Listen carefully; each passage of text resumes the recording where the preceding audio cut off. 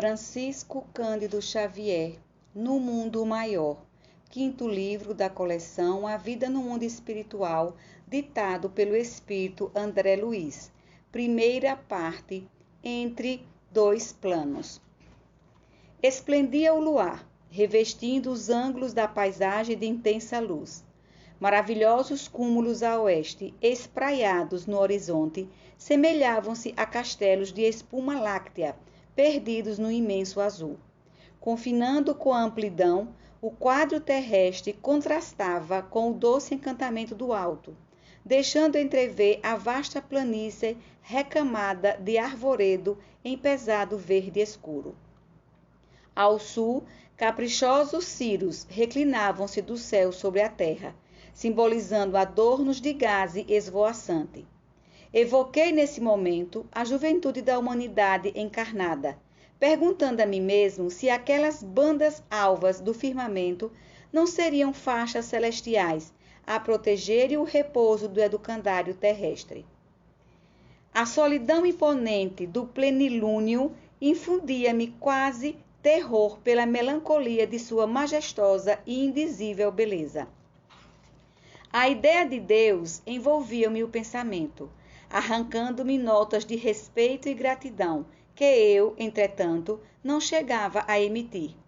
Em plena casa da noite, rendia culto de amor ao Eterno, que lhe criara os fundamentos sublimes de silêncio e de paz, em refrigério das almas encarnadas na crosta da terra. O luminoso disco lunar irradiava, destarte, maravilhosas sugestões.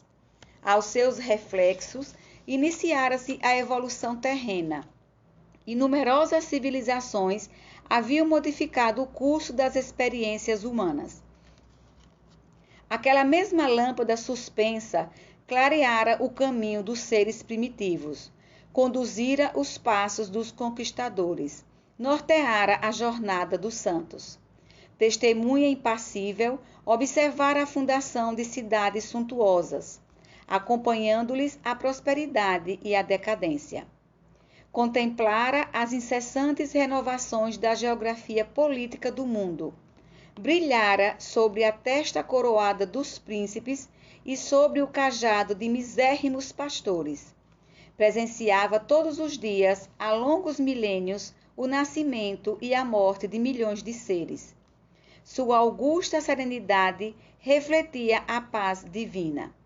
Cá embaixo, desencarnados e encarnados, possuidores de relativa inteligência, podíamos proceder a experimentos, reparar estradas, contrair compromissos ou edificar virtudes entre a esperança e a inquietação, aprendendo e recapitulando sempre. Mas a lua, solitária e alvinitente, trazia-nos a ideia da tranquilidade inexpugnável da divina lei. A região do encontro está próxima. A palavra do assistente Calderaro interrompeu-me a meditação. O aviso fazia-me sentir o trabalho, a responsabilidade. Lembrava, sobretudo, que não me encontrava só. Não viajávamos ambos sem objetivo. Em breves minutos, partilharíamos os trabalhos do instrutor Eusébio, abnegado paladino do amor cristão em serviço de auxílio a companheiros necessitados. Eusébio dedicara-se de há muito ao ministério do socorro espiritual, com vastíssimos créditos em nosso plano. Renunciara a posições de realce e adiara sublimes realizações, consagrando-se inteiramente aos famintos de luz. Superintendia prestigiosa organização de assistência em zona intermediária, atendendo a estudantes relativamente espiritualizados, pois ainda jungidos ao círculo carnal e a discípulos recém-libertos no campo físico. A enorme instituição a que dedicava direção fulgurante regurgitava de almas situadas entre as esferas inferiores e as superiores, gente com imensidão de problemas e de indagações de toda a espécie, a requerer-lhe paciência e sabedoria. Entretanto, o indefesso missionário, malgrado ao constante acúmulo de serviços complexos, encontrava tempo para descer semanalmente a crosta planetária, satisfazendo interesses imediatos de aprendizes que se candidatavam ao discipulado, sem recursos de elevação para vir ao encontro de seu verbo iluminado na sede superior. Não o conhecia pessoalmente. Calderaro, porém, recebia-lhe a orientação, de conformidade com o quadro hierárquico, e a ele se referira com o entusiasmo do subordinado que se liga ao chefe, guardando o amor acima da obediência. O assistente, a seu turno, prestava serviço ativo na própria crosta da terra, a atender de modo direto aos irmãos encarnados. Especializara-se na ciência do socorro espiritual, naquela que, entre os estudiosos do mundo, poderíamos chamar psiquiatria iluminada, setor de realizações que há muito tempo me seduzia. Dispondo de uma semana sem obrigações definidas, dentre os cargos que me diziam respeito, solicitei ingresso na turma de adestramento da qual se fizera Calderaro eminente orientador, tendo-me ele aceito com a gentileza característica dos legítimos missionários do bem, e propondo-se conduzir-me carinhosamente. Encontrava-se em oportunidade favorável aos meus propósitos de aprender, pois a equipe de preparação que lhe recebia ensinamentos excursionava em outra região, a labutar em atividades edificantes. À vista disso, poderia dispensar-me toda a atenção, auxiliando-me os desejos. Os casos que lhe eram atinentes, explicou-me solícito, não apresentavam continuidade substancial. Desdobravam-se, constituíam obra de impreviso, obedeciam a inopinado das ordens de serviço ou das situações. Noutros campos de ação, fazia-se imprescindível o roteiro, previstas as condições e as circunstâncias. No quadro de responsabilidades, porém, que lhe estavam afetas, diferiam as normas. Importava acompanhar os problemas, quais imprevistas manifestações da própria vida. Em virtude de tais flutuações, não traçava a rigor programas quanto a particularidades. Executava os deveres que lhe competiam, onde, como e quando determinasse os desígnios superiores. O escopo fundamental da tarefa circunscrevia-se ao socorro imediato aos infelizes, evitando-se quanto possível a loucura, o suicídio e os extremos desastres morais.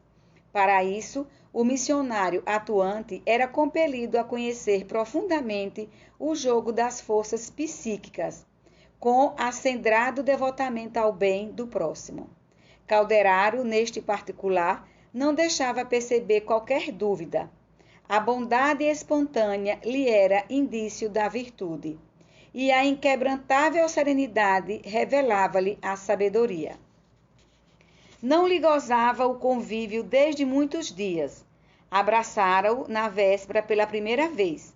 Bastou, no entanto, um minuto de sintonia para que se estabelecesse entre nós sadia intimidade. Embora lhe reconhecesse a sobriedade verbal desde o momento do nosso encontro, permutávamos impressões como velhos amigos.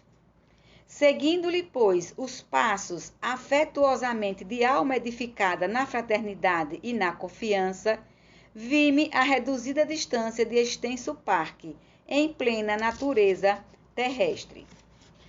Em torno, árvores robustas, de copas farfalhantes, alinhavam-se à maneira de sentinelas adrede, postadas para velar-nos pelos serviços. O vento passava cantando em surdina. No recinto iluminado de claridades inacessíveis à faculdade receptiva do olhar humano, aglomeravam-se-lhe algumas centenas de companheiros, temporariamente afastados do corpo físico pela força liberativa do sono. Amigos de nossa esfera atendiam-nos com desvelo, mostrando interesse afetivo, prazer de servir e santa paciência. Reparei que muitos se mantinham de pé, outros, contudo, se acomodavam nas protuberâncias do solo alcatifado de relva macia, em palestra grave e respeitosa. Ambientando-me para aquela hora de extrema beleza espiritual, Calderaro avisou-me. Na reunião de hoje, o instrutor Eusébio receberá estudantes do espiritualismo, em suas correntes diversas, que se candidatam aos serviços de vanguarda. Oh! Exclamei curioso. Não se trata, pois, de assembleia que agrupe indivíduos filiados indiscriminadamente às escolas da fé? O assistente esclareceu de pronto. A medida não seria aconselhável no círculo de nossa especialidade. O instrutor afeiçoou-se ao apostolado de assistência a criaturas encarnadas e recém-libertas da zona física, em particular precisando aproveitar o tempo com as horas de preleção para o máximo de aproveitamento. A heterogeneidade de princípios em centenas de indivíduos, cada qual com sua opinião, obrigaria a digressões difusas, acarretando condenáveis desperdícios de oportunidades. Fixou a multidão demoradamente e acrescentou: temos aqui, em cálculo aproximado, 1.200 pessoas. Deste número, 80% se constitui de aprendizes dos templos espiritualistas, em seus ramos diversos, ainda inaptos aos grandes voos do conhecimento, conquanto nutrem fervorosas aspirações de colaboração no plano divino. São companheiros de elevado potencial de virtudes. Exemplificam a boa vontade, exercitam-se da iluminação interior através de esforço louvável. Contudo, ainda não criaram o cerne da confiança para uso próprio. Tremem ante as tempestades naturais do caminho e hesitam no círculo das provas necessárias ao enriquecimento da alma, exigindo de nós particular cuidado, pois que pelos seus testemunhos de diligência na obra espiritualizante, são os futuros instrumentos para os serviços da frente. Apesar da claridade que lhes assinala as diretrizes, ainda padecem desarmonias e angústias, que lhes ameaçam o equilíbrio incipiente. Não lhes falece, porém, a assistência precisa. Instituições de restauração de forças abrem-lhe as portas acolhedoras em nossas esferas de ação. A libertação pelo sono é o recurso imediato de nossas manifestações de amparo fraterno. A princípio, recebem-nos a influência inconscientemente.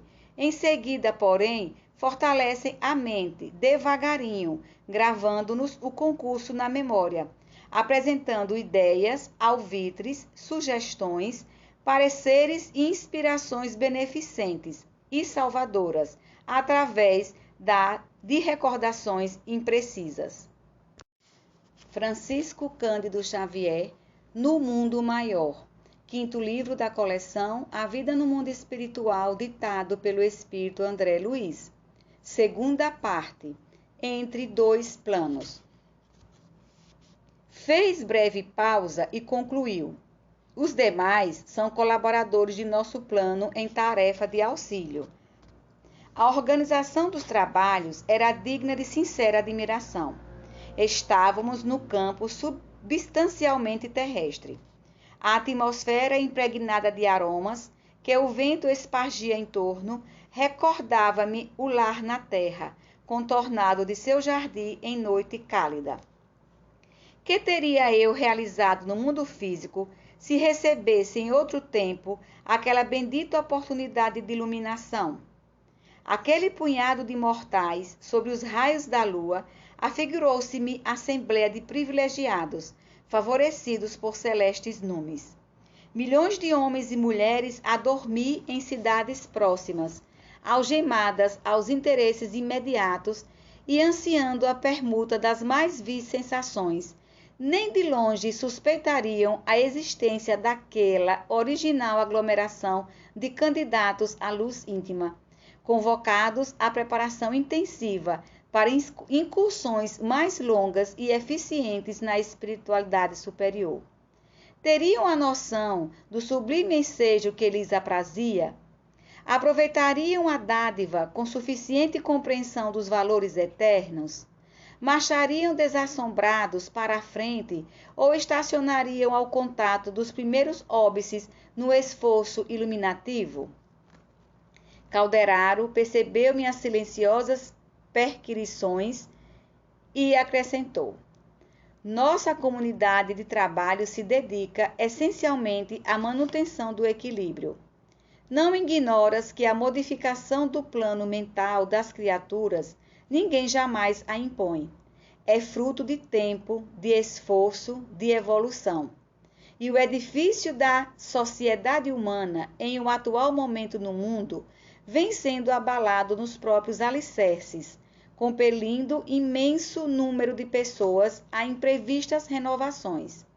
Certo, não te surpreenderás se eu disser que, em face do surto da inteligência moderna que embate na paralisia do sentimento, periclita a razão.